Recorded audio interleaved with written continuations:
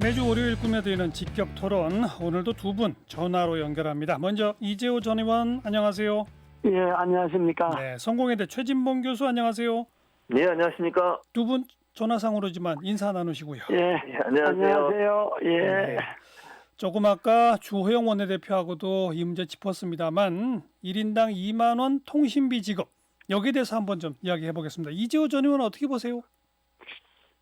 전 그거 부당하다고 봅니다. 왜냐 그러면 뭐 여론조사도 그렇게 나왔지만은 지금 이제 2만 원 주는 액수가 적으냐 많으냐 이제 그게 이제 문제가 아니고 예.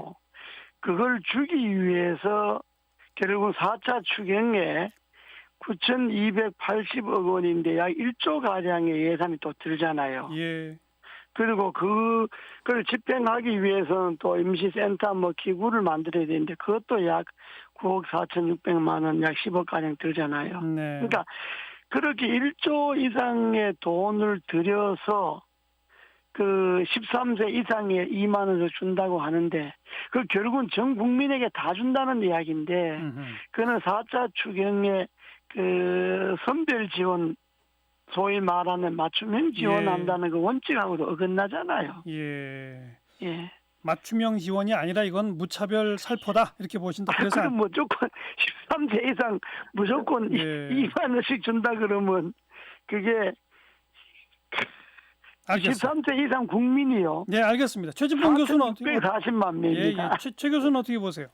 일단 이게 뭐 무차별 살포라고 저는 보지 않고요. 뭐 의미가 전혀 없다고는 보지 않아요, 저도. 그러니까 저는 개인적으로. 왜냐면 어쨌든 비대면 시대가 되고 온라인 사회 되면서 휴대전화 사용하는 시간이 늘어났고 이러다 보니까 국민들이 느끼고 있는 코로나19로 인한 여러 가지 어려움들을 함께 좀 이겨내자는 의미로 지원하는 걸로 보여지는데 예. 그럼에도 불구하고 좀 아쉬움은 있습니다. 왜냐하면 이 돈이 지급돼서 그럼 뭐에 도움이 될 거냐 하는 부분을 생각하면 네. 저는 조금 아쉬움이 있어요. 무슨 말씀이냐면 이 돈이 지급돼서 자영업자나 소상공인들한테 직접적인 도움이 될 수 있는 쪽으로 사용된다면 저는 뭐 대단히 환영하고요. 예. 또는 뭐 이 돈을 가지고 지역 화폐나 이런 걸 통해서 소상공인 또는 뭐 지역에 있는 자영업자들을 간접적으로 도울 수 있는 돈이 된다면 저는 어느 정도 좀 긍정적으로 평가할 수 있을 텐데 아쉬움이 있다고 하는 부분은 이게 이제 13세 이상 전 국민 아니고 13세 이상 분들한테 전달이 되면서 이 돈이 어떻게 쓰일지는 아무도 모르는 거잖아요. 결국 현금성으로 사용할 수도 있고 본인이 이제 남은 돈을 어떻게 사용할지 모르다 보니 모르죠. 예. 네, 내수 진작에도 별 도움이 크게 된다고 볼 수는 없고 이래서 조금 저는 이제 물론 의미가 전혀 없진 않지만 좀 아쉬움이 남는 그런 결정이라는 생각이 듭니다. 통신비가 좀 적게 나가니까 그걸로 외식 한번 하자 이럴 수 있는 거 아닐까요? 그럴 수 있죠. 근데 이제 그러다 보니까 그게 저는 자영업자들이나 소상공인들을 대상으로 하는 건 아니잖아요, 또 그게. 예. 예를 들어서 자기가 그 뭐 2만 원씩 남아서 6만 원이 됐다 한 가정이 그러면 외식을 할 수 있는데 그게 대형 뭐 프랜차이즈가 될 수도 있을 거고 아니면 뭐 이제 유명시장이 될 수도 있어서 알겠어요. 실질적인 도움이 되는데 좀 아쉬움이 있습니다. 그러면 지금 요 주장은 이재호 전 의원이 이번 4차 추경은 기본적으로 선별적으로 극한 어려움을 겪고 있는 소상공인 자영업자를 위한 선별 지원인데 그 원칙이 안 맞는다는 비판하고 최진봉 교수의 의견이 상당히 유사한 게 있네요. 그 유사한 부분은 있죠. 그러니까 예. 제가 이제 유사한 부분이라고 말씀드리는 것은 이게 실제 내수 진작에 도움이 되거나 아니면 자영업자나 소상공인한테 도움이 되는 쪽으로 사용됐으면 좋을 뻔했는데 네. 그러지 못한 부분은 아쉽다. 다만 예. 무차별 살포다라고 말씀을 하시거나 아니면 뭐 이게 총선용이나 아니면 대선용이나 이런 정치적 목적을 가지고 했다는 말은 저는 동의할 수 없습니다. 그러니까 아쉽긴 하지만 그래도 국민들한테 조금이라도 도움은 될 거다. 이렇게 그렇죠. 예, 그렇게 저는 이재호 보는 전 의원 거죠. 어떻게 보세요? 저는 이게 그냥 있는 돈을 그렇게 준다 그러면 뭐 그런데 결국 이 돈이 빚이잖아요. 예. 지금 문재인 정부 들어서서 국가의 빚이 지금 400조 이상이 좀 늘었습니다. 예. 근데 빚을 자꾸 지는 거고 지금 무차별이라고 하는 거는 그 이제 그 어감이 그런데 이게 13세 이상 국민이 4,640만 명 정도 됩니다. 예, 예. 우리나라가 5천만 명 인구인데 예.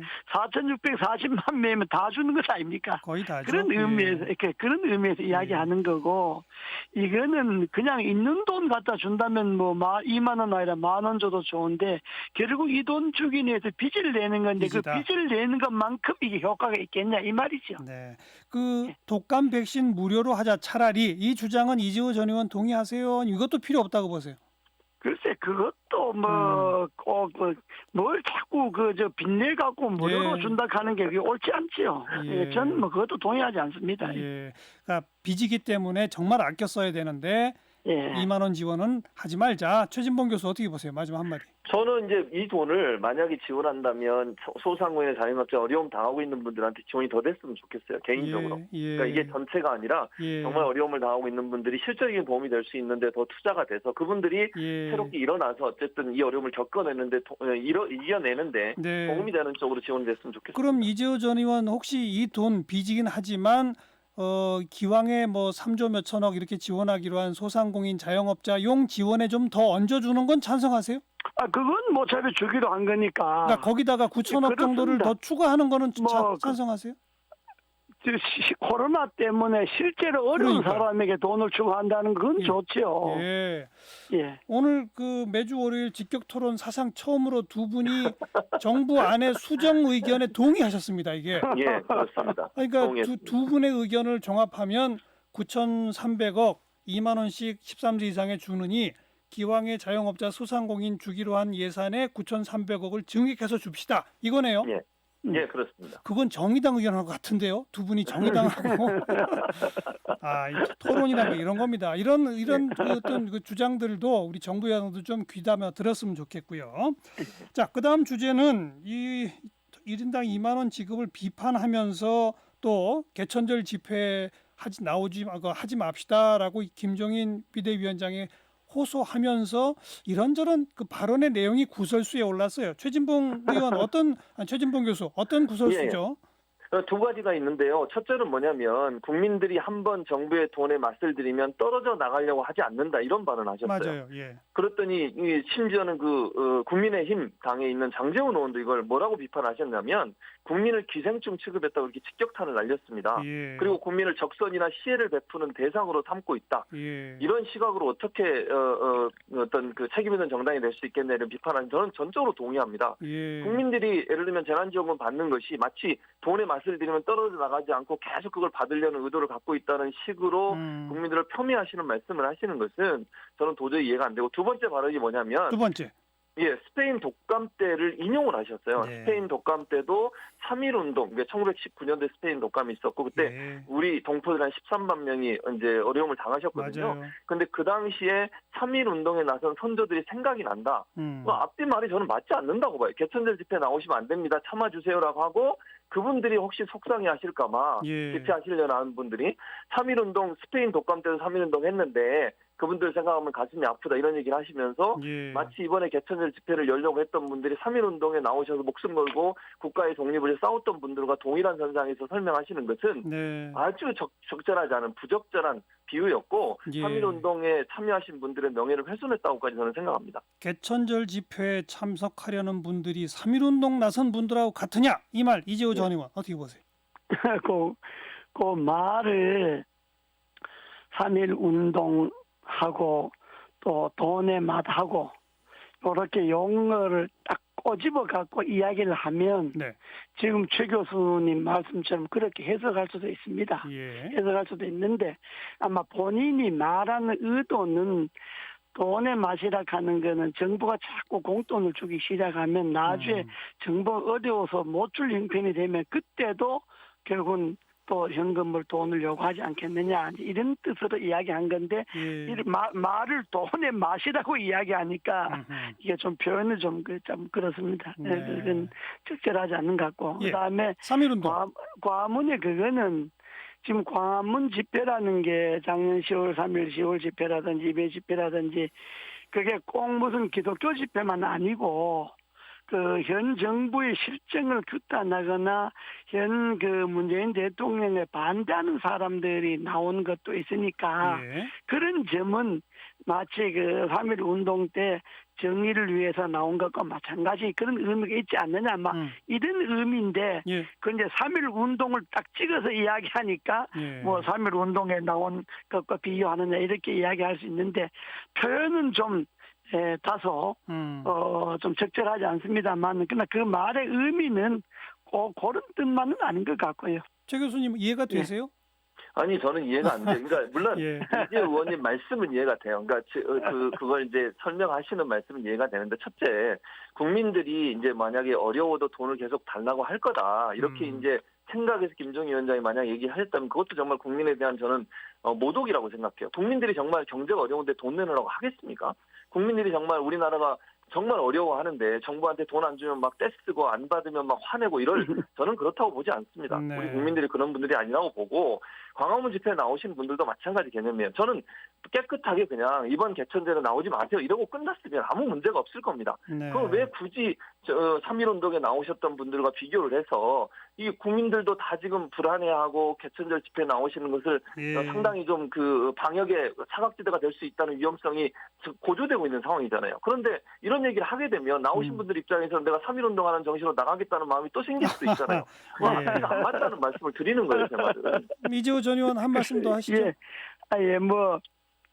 최 교수님처럼 말씀하신 것도 뭐 이해는 됩니다만은 그러나 제가 김종인 위원장이 말하는 걸 옹호하려고 하는 건 아니고요. 네. 돈의 맛이라든지 3.1운동 비유하는 건 그건 옳지 않는 건 사실이고 제가 지적하고 싶은 거는 김종인 위원장이 3.1운동과 비유하는 그것이 잘못됐다고 하기보다가 그것도 그런 거지만은 용어는 이번 10월 3일 집회를 하지 마라 예. 하는 것은 비대위원장으로서 한계가 넘는 발언이에요. 자기네들이 당이 참여 안 한다 하는 건 좋아요. 예. 우리 당은 참여 안 코로나 한다. 방역이 우선이기 때문에 당직자는 물론 당원들도 이번 10월 3일 집회는 참석하지 않기를 바란다. 예. 이렇게 이야기하는 건 좋아요. 그건 당과 광화문 집회와 선 긋는 거니까 예. 그거는 당 대표로서 발언할 수 있는데 예. 10월 3일 집회하는 사람이 여러 형의 사람들이잖아요. 보수도 있고 진보도 있고 온갖 단체들 다 있는데 그 집회 자체를 하지 마라 이렇게 이야기하는 거는 정야당 대표가 할 수 있는 발언의 선을 넘은 거죠. 네. 근데 이재호 전 의원도 개천절 집회 하려는 분들한테 이번은 좀 자제해달라는 입장은 같으신 거죠? 그렇죠. 그건 제가 지난번에도 말씀드렸지만은 네. 지금 우리가 나라 걱정을 하는 건데 이 질병도 나라 걱정이잖아요. 예. 그러니까 지금은 알겠습니다. 방역이 우선이니까 알겠습니다. 방역 우선에 신경 쓰자 이거죠. 그리고 아무튼 김정인 위원장의 발언에 표현상 문제점이 일부 좀 있다는 것도 일단 이재호 전 의원도 동의를 하시니까 그렇습니다. 요 점은 요 정도 또 하고 마지막 한 말씀씩만 들을게. 추미애 장관이 국민께 송구하다고 입장 밝힌 거 이재호 전 의원 어떻게 읽으셨어요? 지금 추미애 장관은 그런 어설픈 사과를 할 것이 아니고 정말로 국민을 위한다면 딱 사퇴하는 것이 맞습니다. 네. 그게 국민을 위하는 길입니다. 왜요? 지금 국민들이 추미애 장관 때문에 얼마나 스트레스 받습니까? 그리고 아들이 무릎이 아팠냐, 왼쪽 다리가 아팠냐, 오른쪽 다리가 아팠냐 이런 게 문제가 아니고 휴가를 나왔는데 복귀할 날짜를 복귀를 안 했다는 게 문제죠. 그 복귀를 안 한 것을 전화가 또 연장을 했다 이렇게 이야기하는 건데 네. 그 절차의 잘잘못은 둘째고 일단 군이라고 하는 건 기강이 있는 건데 예. 휴가 끝나서는 복귀하고 복귀해갖고 다시 또 휴가를 나오든지 해야지 예. 복귀 자체를 안 했다는 건 그건 탈령이잖아요. 그러면서 추 장관이 어머니로서가 아니라 법무부 장관으로서 책임지고 사퇴를 해야죠. 알겠습니다. 최진봉 교수도 한 말씀만.